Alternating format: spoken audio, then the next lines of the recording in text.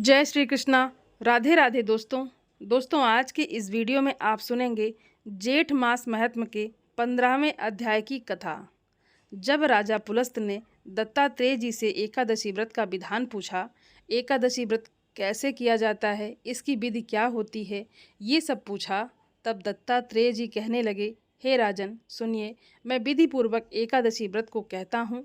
हे राजन, दशमी के दिन प्रातःकाल उठकर शौच विधि को करें, काष्ठ की दातुन को त्याग कर पके हुए पत्तों से अपने दांतों को शुद्ध करें, महानदी में मंत्र पाठ पूर्वक पंचगव्य में स्नान करें, संध्या आदि कर्म करके स्वच्छ वस्त्र पहनकर अपने घर को जाएं और गूलर के पात्र में उत्तर मुख होकर जल को भरें और देश काल का उच्चारण करते हुए ब्राह्मणों को प्रणाम करते हुए भगवान से प्रार्थना करें, हे देवेश, आज मैं भक्ति पूर्वक आपका व्रत करूंगा। हे राजन, दशमी के दिन दूसरे के घर का अन्न, 2 बार भोजन, मांस, सोर और शरीर में तेल लगाना त्याग देना चाहिए। हे राजन, हविष्यान के अतिरिक्त और सभी पदार्थ आमिष यानी ना खाने योग्य कहे गए हैं, अतः दशमी के दिन से ही प्रयत्न करके थोड़ा सा और हविष्यान भोजन करें। रात्रि में कथा श्रवण के द्वारा जागरण करें और उसके बाद सूर्योदय होने पर निर्मल जल से स्नान करें। पूजा गृह में आकर संध्या नित्य कर्म को करें। एकादशी के दिन चित्त में किसी भी प्रकार का विकार उत्पन्न नहीं होना चाहिए। प्राकृत विषयों में मन नहीं लगाना चाहिए। सहस्त्र नाम का पाठ करें और तुलसी दल से भगवान विष्णु का पूजन करें। पुरुष सूक्त से और पावन मंत्रों से जनान भगवान का अभिषेक करें। औषधि, मिथ्या भाषण, शयन, स्त्री के साथ वार्तालाप, क्रोध, कटुवचन, आलाप और काष्ठ के दांतों से दांतों का मर्दन, एकादशी व्रत के फल को चाहने वाला इन सब कर्मों को ना करें और प्रत्येक पहर भगवान विष्णु का पूजन करते रहें। इसी तरह से गाना और बाजा बजाते हुए सारा दिन और सारी रात व्यतीत कर दें और बहुत उत्सव मनाएं।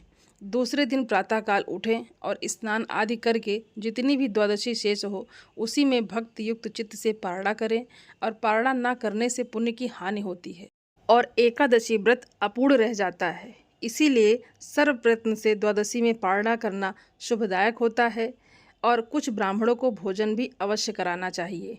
तृप्त पर्यंत शर्करा युक्त पायस का भोजन करावें और श्रेष्ठ ब्राह्मणों को मौन पूर्वक भोजन कराकर स्वयं भी भगवान जनार्दन को प्रणाम करके भोजन करें। पराया अन्न, आमिष यानी न खाने योग्य वस्तु, मांस, उड़द, तेल, स्त्री सेवन, मधु, औषधि, दूसरे की चुंगली, हिंसा और काशी के बर्तन में भोजन करना, पान खाना, हजामत बनाना और 2 बार भोजन करना, इन सब बातों को द्वादशी में त्याग दें। ये सब व्रतों में उत्तम व्रत 3 दिन में साध्य होता है।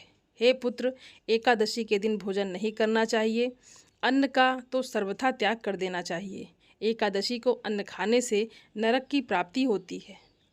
अन्य धान से सिद्ध जो अन्न है वो इसमें नहीं लिया जाता है। जो मोहवश एकादशी के पारण के समय पर्याप्त द्वादशी को धान्य का भोजन करते हैं, सो चंद्रायण व्रत करके वे पापों से मुक्त हो जाते हैं। हे वत्स, तुमने जो पूछा उसका उत्तर मैंने तुम्हें दिया। तब राजा पुलस्त कहने लगे, हे तात, परम अद्भुत जो रहस्य कहा है उसके अनुष्ठान के लिए तो मुझ में शक्ति ही नहीं है। तब दत्तात्रेय जी बोले, हे महाबाहो, मैं परम अद्भुत रहस्य तुमसे कहता हूँ जिसके अनुष्ठान मात्र से समस्त कार्य सफल होते हैं। हे पुत्र, ज्येष्ठ मास के शुक्ल पक्ष की एकादशी को तुम निर्जल व्रत करो। इसके करने से सब पूर्ण हो जाता है, इसमें संशय नहीं। तब राजा पुलस्त बोले कि हे दत्तात्रेय जी, जेठ मास की एकादशी निर्जला क्यों हुई?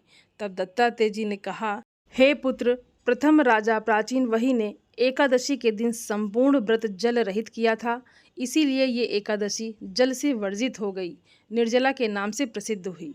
निर्जला नाम से प्रसिद्ध ये एकादशी संपूर्ण पापों का नाश करने वाली कही गई है। ये कहकर दत्तात्रेय जी वहाँ से चले गए। इसके बाद राजा पुलस्त ने भी इस व्रत को विधि पूर्वक किया। इसी एकादशी के अनुष्ठान मात्र से राजा पुलस्त दूसरे जन्म में पड़त नाम से भगवान के श्रेष्ठ भगत हुए और हिरण्यकश्यप के पुत्र हुए। वेद व्यास जी कहते हैं, हे भीमसेन, ये प्राचीन इतिहास मैंने तुमसे कहा है, इसके सुनने मात्र से तुम्हारे सब संशय दूर हो जाएंगे। तब भीमसेन ने कहा, हे तात, मैं व्रत करने के लिए तैयार बैठा हूँ। निसंदेह मैं आपके वचनों का पालन करूँगा। स्कंद जी कहते हैं, हे ऋषियों, वेद व्यास जी के कहे अनुसार इस व्रत को भीमसेन ने किया और चक्रपाणि भगवान विष्णु की कृपा से वो सभी पापों से मुक्त हो गए।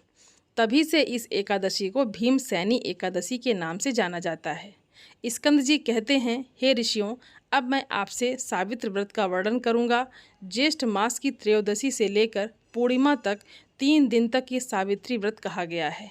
इसको स्त्रियां सौभाग्य के लिए करती हैं। पतिव्रता स्त्रियां पूर्णिमा के दिन उपवास करके पतिव्रत तिथि में पारणा करती हैं। ऋषि कहने लगे, हे स्कंद जी, हे शरण जी, आप इस व्रत की विधि हमसे कहिए।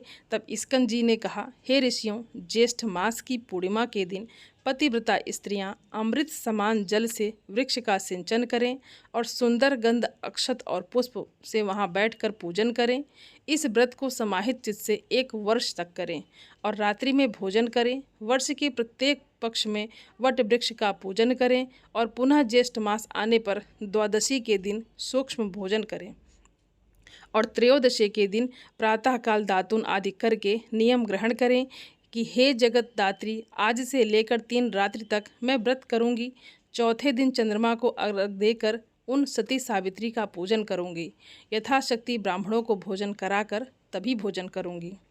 हे शुभे, मेरे व्रत को पूर्ण करो, किसी भी प्रकार का विघ्न उत्पन्न ना हो।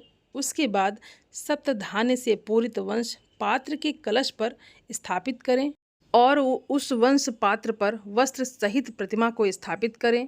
स्वर्ण की प्रतिमा, ब्रह्मा और सावित्री की धर्मराज जी की प्रतिमा बनाकर पूजन करें। वट वृक्ष के मूल भाग पर स्थापित व्रत के घट के ऊपर प्रतिमा 3 दिन तक स्थापित करें। पूर्णिमा के दिन प्रातःकाल उठकर स्नानादि नित्य क्रिया करके सम्यक प्रकार से पूजन करें। सत्यवान और सावित्री की प्रतिमा स्वर्णमयी बनाकर चांदी की शैया पर स्थापित करें और वहां पर काष्ठ का भोज रखें। स्त्री हो, कुमारी हो, पति युक्ता हो, सुपुत्री हो, सभी को इस व्रत को करना चाहिए।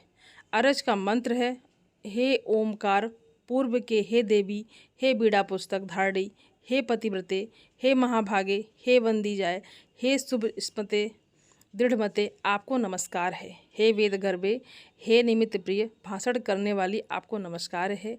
हे सुव्रत, आप अवैध सौभाग्य, पुत्र पौत्र और संक यानी मित्रता का सुख प्रदान करें। हे सुव्रत, आप इस यज्ञ को ग्रहण करें, मैं आपको नमस्कार करती हूँ। हे देव, आपसे देवता, असुर, दानव, मनुष्य सहित समस्त जगत व्याप्त हैं। हे देव, आप सत्य व्रत को धारण करने वाले हैं। हे ब्रह्म स्वरूप, आपको नमस्कार है। हे वास्तव, आप समस्त लोगों के कर्म साक्षी हैं, शुभ अशुभ कर्मों के विचार करता हैं। आप इस यज्ञ को ग्रहण करें, आपको नमस्कार है। हे धर्मराज जी, आपको नमस्कार है। हे धर्म रूप, आप धर्मराज हैं, पितरों के स्वामी हैं, समस्त जीवों के साक्षी भूत हैं। आप इस यज्ञ को ग्रहण करें और मुझे पति सुख प्रदान करें। इस प्रकार 1 वर्ष तक इस व्रत को करें। यदि कोई स्त्री असमर्थ हो तो 1 मास का व्रत करे। यदि 1 मास तक व्रत करने की भी क्षमता ना हो तो 3 दिन तक व्रत करे। इस प्रकार पवित्र आत्मा 1 मास तक उपवास व्रत करें।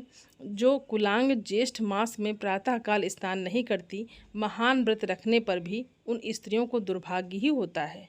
जैसे अपवित्र अर्घ की वस्तुएं, समस्त वस्तुएं निष्फल हो जाती हैं, उसी प्रकार ज्येष्ठ मास में समस्त कर्म करने पर भी स्नान आदि प्रातःकाल ना करने से सभी कर्म निष्फल हो जाते हैं। हे ऋषियों, सावित्री के 3 दिन तक का व्रत करना और उसका विधान मैंने आप लोगों से कहा। तब व्यास जी ने राजदृष्टि से कहते हैं, हे राजन, ज्येष्ठ मास की पूर्णिमा यदि ज्येष्ठ नक्षत्र से युक्त हो तो छाता और जूता दान करने से राजा बनते हैं। मैंने यहाँ पर जेठ मास का महत्व आपको संक्षेप में बताया है। आपकी भक्ति देखकर, आपसे प्रसन्न होकर जो भी कुछ है वो भी मैं सब आपसे कहूँगा। आज के अध्याय की कथा यहीं पर समाप्त होती है। इसके आगे का वृतांत आप कल की कथा में सुनेंगे। बोलिए कृष्ण भगवान की जय। दोस्तों, उम्मीद करती हूँ ये वीडियो आप सभी लोगों को बहुत अच्छी लगी होगी और आप सभी सनातनी भाई बहनों से मेरा विनम्र निवेदन है, मेरे चैनल को सब्सक्राइब ज़रूर कर लें और वीडियो को लाइक और अपने फैमिली फ्रेंड के साथ शेयर ज़रूर करें। आप सभी को जय श्रीमन नारायण। धन्यवाद दोस्तों।